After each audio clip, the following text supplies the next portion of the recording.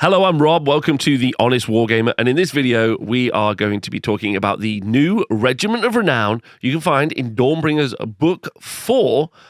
That is to do with, or is covering, one of the worst vampires in all of recorded history. Some say even worse than Edward Cullen, is Manfred von Carstein. So he is a vampire in the Soulblight Gravelord's army and is one of the Mortarchs of Nagash. And he has got himself a Regiment of Renown, and it's very good. It's very, very good. Just to quickly remind everyone what a Regiment of Renown is. A Regiment of Renown is where you have a certain kind of group of units, which is like a slice of an army, like a snapshot of a piece of story, and you can include them in other armies, but not in the army that they're from. So obviously Manfred and the units with him are from the Soulblight Gravelord's book, so you won't be able to include them in there. Instead, you can include them in Nighthaunt, Flesh-Eater Courts, and you can include them in Ossiarch Bone Reapers if you wish. Now, I know a lot of people are asking, what's the story? What the hell is going on with this little section, this little group of people? So the narrative is everyone is fighting each other. Manfred decides to sneak into the 8 Points, which is kind of the home of where Archaon lives, and steal Archaon's treasures. However, he's driven back by an army of undead rats. That's the story. So, not to spoilers, I know many of you were very excited about reading the narrative for Dawnbringer's Book 4. However, that's Arcan's plan. He runs into the All Points to steal Archaon's treasures. So, pretty cool and very, very... He is a thief. You would not trust him at your house party. He's the worst. He's the worst. He's obviously of the Van Carstein vampire lineage. And there you can see a picture of him. In this Regiment of Renown, you can have Manfred von Carstein, 10 Graveguard, and 2 units of 3 Fellbats, and this is a great one. This is such a spicy one. It's very interesting. The whole army the whole regiment gets a 6-up ward save, and then you have 2 different abilities, which are kind of written backwards, so I'm going to cover the first one first. Cover of Night is, at the start of your hero phase, you can pick 1 unit in this regiment, and that's more than 3 inches from all enemy units, and remove that unit from the battlefield. Set it up again anywhere outside of 6 inches from all enemy units and cannot move in the next turn.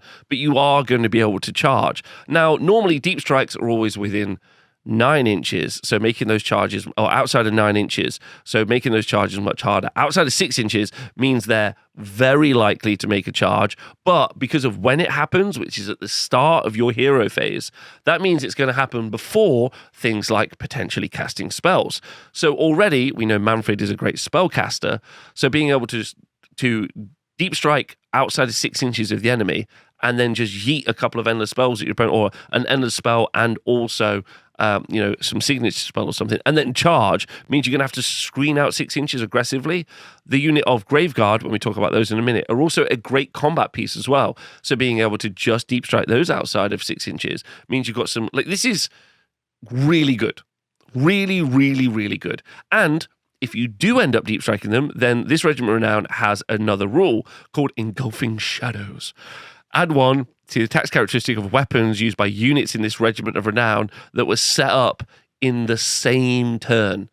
So, not only are you going to be able to give Graveguard, which is 10 models, an additional attack, which is very scary, you can also add +1 attack to all of Manfred's weapons, which are also very good as well. So, all the Fellbats in the right situation. So, sure, you can only use 1 unit in each turn, but I personally think that this is going to be, you're going to see this played quite often and is very scary. Let's talk about the different units in this list. We'll start out obviously with Manfred. He's got 14 wounds with 3-up save and a 6-up ward in the army. He has got the hunger, which means he's going to be able to heal 6 at the end of each combat, and because if he slays some models, and because he's so good in combat, 5 attacks with his Geestivore, which is 3/3 Rend 2 damage 2. He's also on a mount with Ebon Claws, which start out 6 attacks, 4s and 3s Rend 2 damage 2. There's potentially already like 22 damage coming in just from that alone. Which is just very, very scary. Moves really fast, 16 inches, on top of obviously being able to teleport, which is great. Is a 2-cast wizard, which is great, especially when you can teleport right outside your opponent's army, cast, I don't know, Geminids or any of the damaging spells, and then just pop it all over your opponent's army is super scary. So that's great. Can fly, so can charge over screens, which is also very good when you're deep striking outside of 6 inches. Just so good. And then, anyway, very, very, very good. Then you've got an ability called the Armor of Tempelhof, which is going to help him with his survivability, which is you ignore the first wound caused in each phase. Technically, that actually counts as a ward save now, but he effectively has he can ward off the first damage he ever takes, which is worth talking about. So that's very, very good. And then he's also got the Mortarch of Night ability, which is the strike first effect applies if he makes a charge move in the same turn. So now I'm deep striking outside 6 inches, I'm charging only 6 inches, and I get strike first, and I get +1 to all my attacks. Amazing. Also, in addition, if this unit receives a redeploy command in an attempt to charge instead of making a D6 move. So I deep strike him outside of 6 inches, I charge in, I kill a unit. Then you decide you're going to try and move next to me. I then just charge back into you, and then I get the strike first effect. And then I attack you with all my attacks. And then I have the hunger. It's so crazy good. It's so good. Manfred should be used so much more. And then finally, he's got a spell called the Wind of Death, which is a cast on a 7 and has got a range of 18 inches. If successfully cast, you pick an enemy unit within range of visible to the caster, and you roll a dice for that unit and each other unit within 6 inches. And on a 3+, the unit being rolled for suffers D3 mortal wounds. Now, when you can just deep strike outside of 6, that means that 18-inch range is pretty massive. So if an army is castled up, you can just pick a unit and then just hit loads of their other units with mortal wounds. Chuck an endless spell in there, and then you're just doing a ton of AoE damage before you've charged in Manfred. He's also a monster, so he's going to be able to bring really useful things like monstrous actions to the fray. For example, he's going to be able to do roar or smash to rubble. In addition, he's also a character. So on a turn when you do, deep strike him and charge him in, he's going to be able to do Finest Hour, which will add +1 to his save. He's a wizard, so he can do a Mystic Shield. He can do all-out defense. So he can be able to 2-up save, ignoring Rend 2 with the hunger. Strike first. It feels very, very, very, very strong, is what I'm going to say. So, feels very good. Especially good in armies like Nighthaunt who don't have access to monsters. There are the 2 other units. There are the Fellbats, which are kind of an interesting choice. You could use them as screens or as objective grabbers. They're quite cheap, although obviously you're buying them in the Regiment of Renown themselves. They're 3 wounds each, and they're a unit of 3, so 9 wounds. They've only got a 6-up armor save, but they will have a 6-up ward save. They can fly, and they're very fast. They move 14 inches. And they've got the hunger, so they are going to be able to heal some wounds back on their models as well. And they've also got single-minded ferocity, which is an ability where if they kill any models in combat, then they get +1 attack for the rest of the battle. They start out with 3 attacks each, force 4s, no rend damage 2, and there's 3 models for 9 attacks. However, if you do end up deep striking this unit, they're going to add +1 to those attacks, so for 4 attacks. If they kill a unit, they're going to add +1 attacks, so they're up to 5 attacks, right? It's just that you could potentially really upscale the output on this very fragile, cheap unit. They definitely can go hunt for that 10-man unit that you're grabbing on an objective. Very, very effective. And you could even deep strike them potentially as well.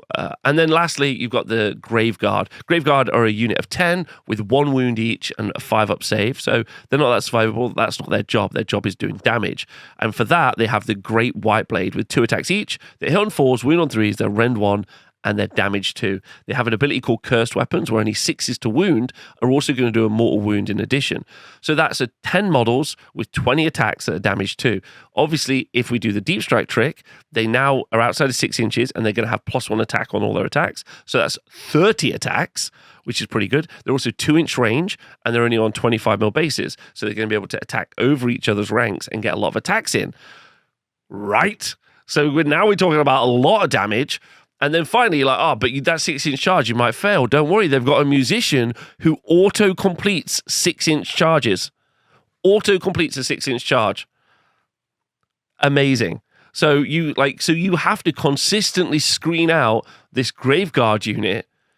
Otherwise, they're going to kill your support characters at the back of the board. They're going to be hitting some other things. You're going to have a monster potentially charging over and then deep striking and then blowing up your Loon Shrine because of those monstrous actions, which is very effective.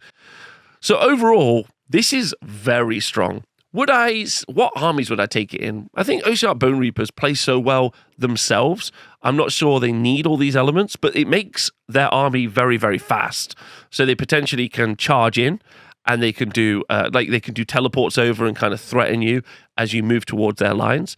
Then I maybe would take them in Soulblight Gravelords, where, again, you can have lots of bodies on the board. Oh, you can't take them in Soulblight Gravelords, sorry. I meant in Nighthaunt. I'd take them in Nighthaunt, where you could teleport them over, which I think would be really cool, and you could do some really fun stuff in there, which would be really good.